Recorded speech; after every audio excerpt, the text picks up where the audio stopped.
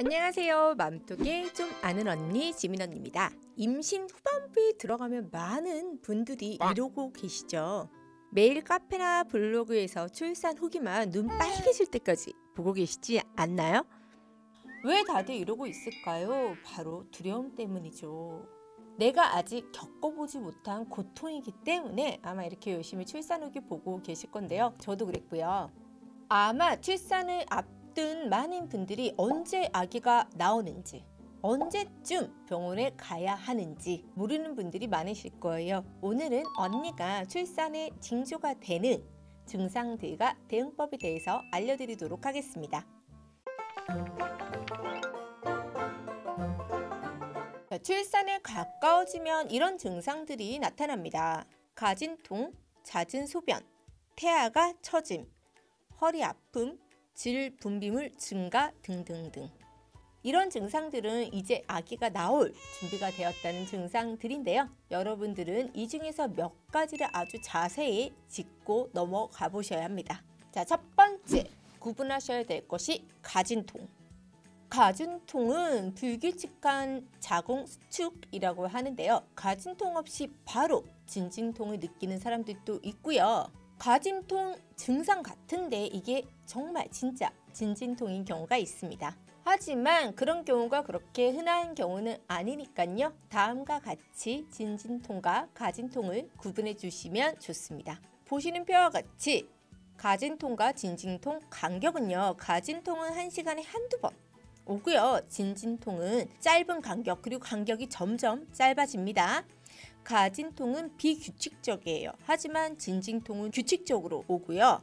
진통 시간은요. 가진통은 보통 1분 이내에 이제 오다 말고 이런 식이고요. 진진통은 긴 시간 동안 진통이 느껴집니다. 강도 역시 가진통은 약한데요. 진진통은 세죠.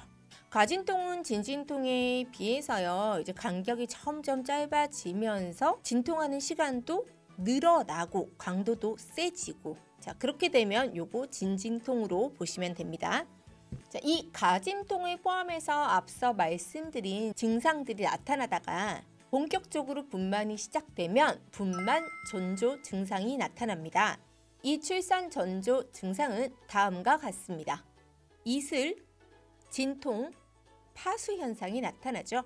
일반적으로 이슬이 먼저 비치고 진통이 온 다음에 파수가 되는 순으로 나타나는데요. 그럼 이슬부터 자세히 알아볼게요. 자, 이 이슬은 먹는 참이슬 아닙니다. 이 이슬은 말만 들으면 뭔가 맑을 것 같죠. 하지만 아닙니다. 피가 섞인 점액질인데요. 분만 시기가 임박하면 자궁경부를 막고 있던 점액 덩어리가 태아의 머리가 내려오는 압력으로 바깥으로 배출되게 되는데요.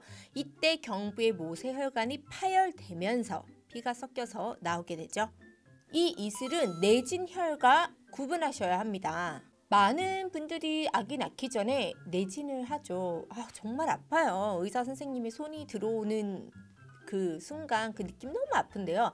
이 내진 후에 다음 날 혹은 그날 당일날 약간의 피가 나옵니다. 이때 이 피를 이슬로 착각하는 경우가 많으세요. 원래 보통의 이슬은 점액질이 함께 섞여서 나오고요. 어떤 분들은 이제 생리 때처럼 피가 나오는 약간만 나오는 분들도 있다고 합니다. 일단 이슬을 보고 나면요. 90%가 일주일 이내에 진통이 시작되고요. 30%가 24시간 이내에 진통이 시작된다고 하니까요. 일단 이슬을 보셨다면 진통이 시작되는지 안 되는지 계속 살펴보시는 게 좋겠죠.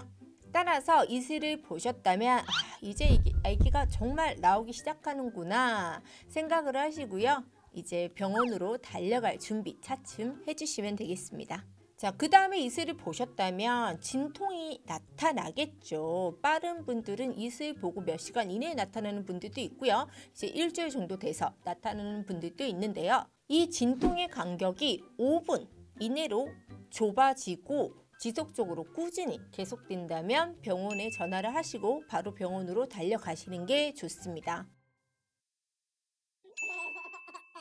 앞서 말한 가진통과 구분을 하셔가지고요. 진통과 진통 사이에 간격이 좁아지는지 보셔야 하는데요. 보시는 것과 같이 통증의 시작과 끝을 그래프로 그리면 다음과 같습니다.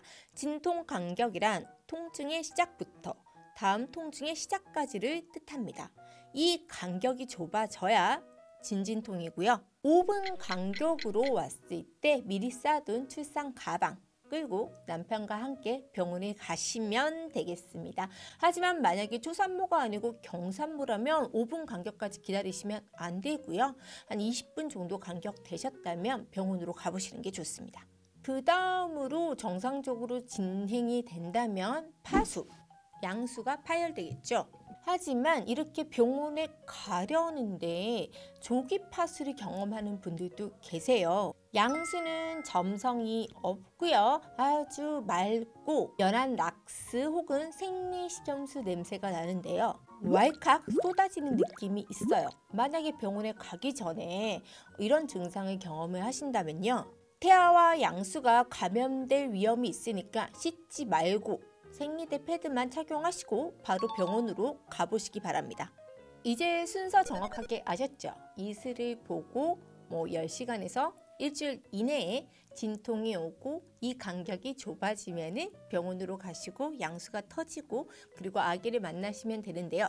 만약 다음과 같은 증상이 나타난다면 이 순서를 기다리지 마시고 바로 병원으로 달려가시기 바랍니다.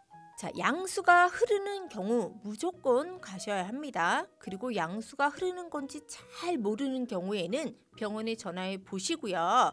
반드시 가보시는 게 좋습니다. 피가 나는 경우 이슬을 제외하고 왈칵 피가 나오거나 허벅지를 타고 주르르 흐른다면 병원으로 가보셔야 합니다. 그리고 배가 심하게 아픈 경우 태반 조기 박리도 의심해야 하므로 병원에 가시는 게 좋고요. 만약에 출혈이 있으면서 복통이 심하다면 지체 말고 119를 부릅니다. 자, 이렇게 급박한 상황이 아닌데 나는 이슬도 받고 이제 진통도 30분에서 20분 간격으로 줄었어. 그러니까 병원에 가봐야지 하고 일찍 병원에 가셔봤자 할 일이 없어요. 그리고 병원에서도 분만을 막 시작한 분 아니면은 그렇게 신경을 써주지도 않더라고요. 만약 우리 집과 병원 사이에 거리가 좀 있다면 그런 경우에는 미리 가주시는 게 좋겠죠? 자, 이렇게 병원에 도착하면 분만이 시작이 됩니다. 그러면 이렇게 잠복기, 활성기, 태아 분만을 거쳐서 진통을 겪게 되는데요. 아무래도 경산부가 좀 더 빨리 아기를 낳게 되죠. 잠복기는 진통이 5분 간격으로 30초에서 45초 진통을 느끼게 되고요. 활성기는 진통 간격이 3분에서 5분으로 줄어들고 1분 동안 진통을 느끼게 됩니다. 태아 분만 때는 1, 2분 간격으로 진통을 1분 30초 동안 느끼게 되고 그 다음에 아기가 나오게 됩니다. 말이 1분 30초지 정말 진통을 느끼는 동안은 지옥을 갔다 온 기분이 듭니다. 이 분만에 대해서는 다음에 다른 여러분들의 후기와 함께 전해드리도록 하고요. 자, 오늘 내용 잘 숙지하셨죠? 출산이 다가오면 이제 배가 내려가서 아기가 내려오고 화장실도 자주 가고 분비물도 나오고 기타 등등등 증상이 나타나고요. 이런 증상들이 오고 출산 직전이 되면 이슬을 보게 되고 이슬을 보고 나면 병원에 갈 본격 준비를 하셨다가 진통이 시작이 되고 진통 간격이 줄어들면 병원으로 바로 달려가시면 됩니다. 이후부터는 분만이 진행되는 과정에 여러분들의 몸을 그냥 맡기시면 돼요. 출산 가방 싸는 방법은 예전에 소개해드린 적이 있으니까 안 보신 분들은 꼭 클릭해서 한번 봐주시고요.